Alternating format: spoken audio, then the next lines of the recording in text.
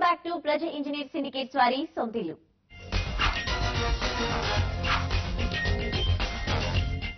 మన రాష్ట్రానికి చెందిన realty major Manjeera construction CMD G యోగానంద్తో హైదరాబాద్ రియల్ ఎస్టేట్ పరిస్థితులపై బిజినెస్ ఎడిటర్ వసంత్ కుమార్ చేసిన ప్రత్యేక ఇంటర్వ్యూను ఇప్పుడు చూద్దాం.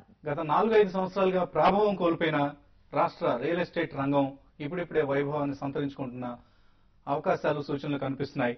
రాష్ట్రంలో పరిస్థితి గమనిస్తే ఇప్పటికే జిల్లా కేంద్రాలు పట్టణాల్లో ధరలు తారస్థాయికి చేరగా రాష్ట్ర రాజధాని హైదరాబాద్ లో కూడా ధరలు పుంజుకుంటున్నాయని రియల్ ఎస్టేట్ వర్గాలు చెప్తున్నాయి. హైదరాబాద్ లోని ప్రధాన ప్రాంతాలైన గచ్చిబౌలి, మణికొండ, అలాగే మియాపూర్ లాంటి ప్రాంతాల్లో గత కొద్ది నెలలుగా రియల్ ఎస్టేట్ ధరలు 15 to 20% వరకు పెరిగాయి. గత ఏడాది వ్యవధిలో చూస్తే ఈ గ్రోత్ కనిపిస్తుంది. అలాగే ఈ ప్రభావం ఇతర ప్రాంతాలకు కూడా విస్తరిస్తున్న వైనం స్పష్టంగా కనిపిస్తుంది.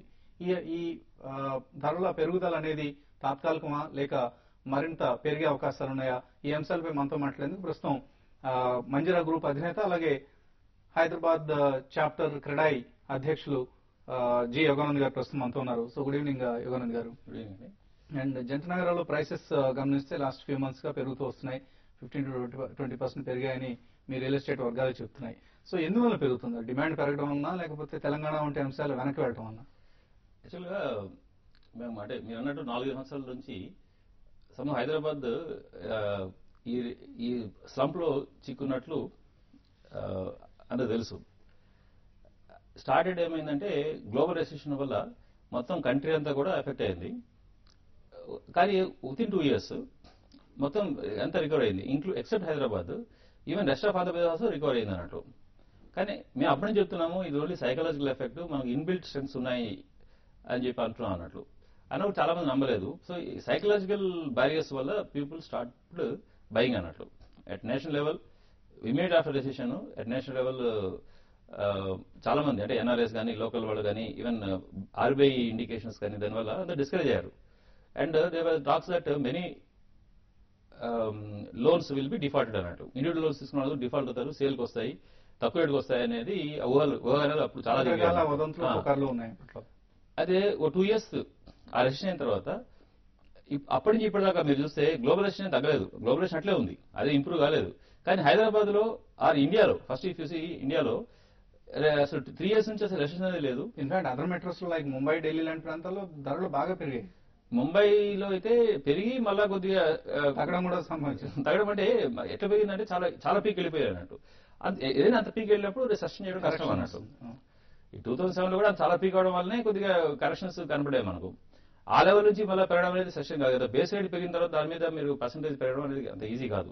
సో అట్లా కొద్ది కరెక్షన్స్ వచ్చాయన్నమాట. But if you see Bengaluru, Chennai అదైతే అసలు మనకు సిమిలర్ లొకేషన్స్ హైదరాబాద్ కానీ మీరు ఆ డిస్ట్రిక్ట్స్ చెన్నైలో కంపేర్ చేస్తే సిమిలర్ లొకేషన్స్ లో చెన్నైలో 50% నుంచి 100% ఎక్కువనే అన్నట్లు. Similar location, same quality, no difference అన్నట్లు.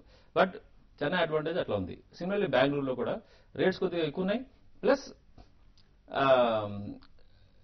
సేల్స్ కూడా బాగుతున్నాయి అన్నట్టు.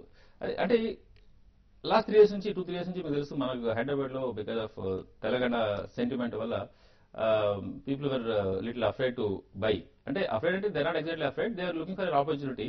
ఏమనుకుంటారంటే తెలంగాణ వస్తే ఇంకా రేట్లు తగ్గుతాయేమో అని చాలా మంది వెయిట్ చేస్తున్నారు. అంటే ఇక్కడ తెలంగాణ అంశం వెనక్కి వెళ్ళినందువల్ల డిమాండ్ కొద్దిగా ఇంప్రూవ్ అయిందంటారా లేకపోతే ఎటువంటి కారణాలు?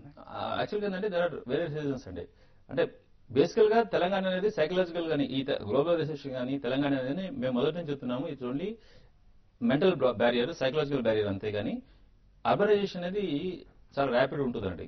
ఇప్పుడు ప్రపంచం మొత్తం లోపల 50% of the population of every country they stay in urban areas. ఇండియాలో ఇప్పుడు కూడా ఇంకా 30% అర్బన్ ఏరియాస్ ఉంటారు అన్నట్టు. అంటే ఇంకా అంటే when you're talking of globalisation definitely so much of potential is there for people to migrate to cities. Even there are very good reports and statistics reports ఉన్నాయి, plus research reports ఉన్నాయి అన్నట్టు, which were submitted to the central government also. దాని ప్రకారం ఏంటంటే మన దగ్గర ఇప్పుడు ప్రస్తుతం ఇండియాలో 30% నుంచి within 20 years it will touch 40% అన్నట్లు. ఇన్ఫాక్ట్ ఒక కంట్రీ గ్రో కావాలి అంటే అర్బనైజేషన్ తప్పనిసరి. ఎందుకంటే అర్బనైజేషన్ నుంచి అర్బన్ ఏరియాస్ లో ఒకటేమవుతుందంటే మన nation జీడీపీకి 60 to 70% is coming from the urban areas. Second thing is the productivity of people who are working in urban areas will be much higher than people who are అంటే productivity అన్నట్టు. Because ఇక్కడ infrastructure ఇవన్నీ develop అయి ఉంటాయి కాబట్టి ఇక్కడ productivity కూడా ఎక్కువ ఉంటుంది. ఉత్పత్తి సామర్థ్యం అనేది ప్రతి ఒక్క per head capita is very high in cities అన్నట్లు. థర్డ్ ఏంటంటే ఈ సిటీస్ నుంచి up to 100 kilometres, suppose Hyderabad నుంచి 100 కిలోమీటర్స్ దాకా ది ఎఫెక్ట్ ఈ అర్బనైజేషన్ ఎఫెక్ట్ ఉంటుంది. సో ఈ విధంగా ఏంటంటే ఒకటేమో గవర్నమెంట్ రెవెన్యూస్ క్రియేట్ అవుతాయి, అండ్ ఇంకోటి these are the show cases.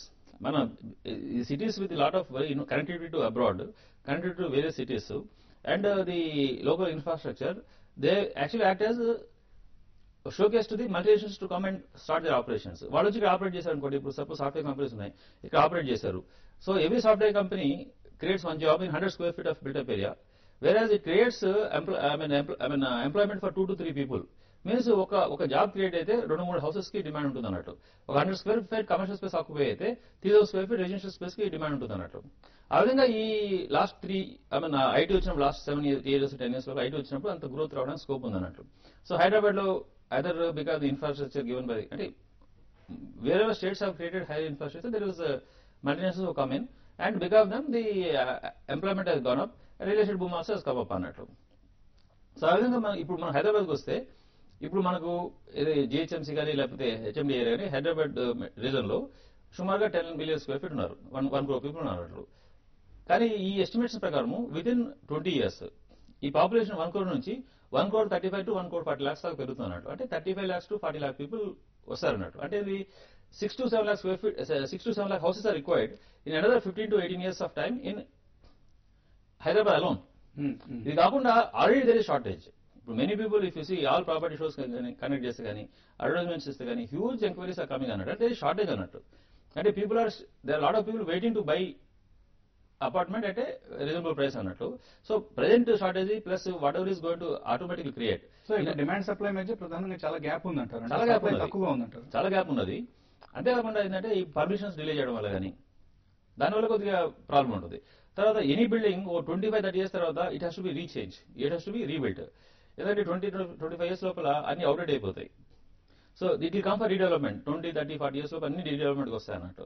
So ఈ విధంగా because of various reasons cycle కూడా ఇప్పుడు పీక్ వచ్చేసింది. సో ఇక్కడ నుంచి తిరిగి కొత్త అపార్ట్మెంట్స్ రావాల్సిన అవసరం ఉంది. అట్లా ఉన్నది. ప్లస్ ఈ ఏదైతే ఈ లాస్ట్ 5 years నుంచి ఏవైతే చాలా మంది ఫోల్డ్ చేస్తున్నారో కొనకుండా ఆపారు కదా, ఏమైనా అవుతుందేమో అని చెప్పి అవన్నీ వాళ్ళని కొండ మొదలు పెట్టారు. బికాస్ రేట్స్ పెరుగుతున్నాయి. రేట్స్ పెరగడానికి again not only urbanisation, heavy increase in the input taxes చాలా ఎక్కువ పెరుగుతున్నాయి. ఇప్పుడు మీరు చూసారు మన ఎల్ఐజీ ఎంఐజీ గురించి రా మెటీరియల్ ప్రైసెస్ కూడా పెరుగుతాయి. రా మెటీరియల్ ప్రైసెస్ అయితే ఇప్పుడు శాండ్ 500-600 రూపాయల నుంచి 1700-1800 రూపాయలు అయిపోయింది. అంటే 2.5 times పెరిగిపోయింది అన్నట్టు. సిమెంట్ మీకు 4 years back it was about 120 rupees, ఇవాళ 250 rupees అవుతుంది అన్నట్టు. ఇంకా వాళ్ళు ఇంకా పెంచాలని చూస్తున్నారు. అట్లా అన్ని రా మెటీరియల్ కాస్ట్ పెరుగుతుంది. సిమెంట్ ఇప్పుడు పవర్ క్రైసిస్ వల్ల స్టీల్ అటు రేట్లు కూడా పెరుగుతున్నాయి అన్నట్టు. సో ఈ రేట్ అది పెరగడం ఒకటి, లేబర్ అవైలబిలిటీ. మీకు రెసిషన్ ఉన్నా కూడా లేబర్ కాస్ట్ మాత్రము ఎవ్రీ ఇయర్ 20-25% పెరుగుతూనే ఉంది అన్నట్లు. వాళ్ళ ప్రొడక్టివిటీ తక్కువ అవుతుంది. సో యాజ్ రిజల్ట్ మా కన్స్ట్రక్షన్ కాస్ట్ పెరుగుతుంది అన్నట్లు. Heavy taxes. ఇప్పుడు మీకు మార్జిన్స్ పెరుగుతున్నాయా లేదా? మార్జిన్స్ పెరగట్లేదు. ఓకే, మార్జిన్స్ పెరగట్లేదు. చాలా మంది బిల్డర్స్ అంటే వాల్యూమ్స్ పెంచుకోవడం ద్వారా, సేల్స్ కంప్లీట్ చేసుకోవడం ద్వారా వస్తున్నాయి అన్నట్టు. ధరలు పెరిగినా కూడా వాటి ప్రభావం మీకైతే లేదంటారు. పెద్ద బెనిఫిట్ ఏం లేదు, బెనిఫిట్ ఏం లేదు. బట్ ఏంటంటే మాకు మూవ్మెంట్ అవ్వడం వల్ల టర్న్ ఓవర్స్ వస్తున్నాయి. అంటే మేము ఇక్కడ హైదరాబాద్ లో 20-25 years బ్యాక్ కూడా we're working with low margins. Sudden గా 2007 లో లాట్ ఆఫ్ ఫార్చ్యూన్ అన్నట్టు. ఆ సిచ్యువేషన్ ఇప్పుడు లేదు. There is one land component, there is construction component, there is service component which we do because of procurement of land, taking permissions, construction చేసి delivery చేయడానికి ఒక ఆ పర్టికులర్ వాల్యుయేషన్ వల్ల కొద్దిగా మాకు మార్జిన్ ఉంటుంది. కానీ ఓకే అండి. అలాగే ఏ ప్రాంతాల్లో ఎక్కువగా డిమాండ్ ఉంది? అదే అది వస్తే ఇప్పుడు మీరు ఇప్పుడు ఇండియా లోపల హైదరాబాద్ ఒక అడ్వాంటేజ్ ఏంటంటే in spite of all these disturbances Hyderabad has got very good advantage of good infrastructure. ఇప్పుడు అవుటర్ రింగ్ రోడ్ డెవలప్ అయింది, రేడియల్ రోడ్స్ డెవలప్ అవుతున్నాయి, మెట్రో వస్తున్నది. ఇంతే కాకుండా ఏంటంటే అంటే because of the urbanisation government central government recognise చేయడం వల్ల కానీ జేఎన్ఎన్యూఆర్ఎం నిధులు ఇవ్వడం వల్ల కానీ కొంత ఇన్ఫ్రాస్ట్రక్చర్ డెవలప్ అవుతున్నది. వాటర్ సప్లై గోదావరి నుంచి, కృష్ణా నుంచి వాటర్ వచ్చింది, మంజీరా నుంచి ముందు ఆల్రెడీ ఉంది, గోదావరి నుంచి కూడా వాటర్ ఇవ్వడం ట్రై చేస్తున్నారు. ఇట్లా వాటర్ సప్లై రావడము. తర్వాత కొన్ని సివిక్ ఇన్ఫ్రాస్ట్రక్చర్ కనుక మనం హైదరాబాద్ డెవలప్ చేస్తే they will be Hyderabad is going to be one of the best locations to stay అన్నమాట. క్రెడాయ్ హైదరాబాద్ చాప్టర్ అధ్యక్షులు యోగానంద్ గారితో ఇంటర్వ్యూ రెండో భాగాన్ని వచ్చే వారం చూద్దాం. ఇవి ఈ వారం ప్రజా ఇంజనీర్ సిండికేట్స్ వారి సొంతిల్లు కార్యక్రమ విశేషాలు.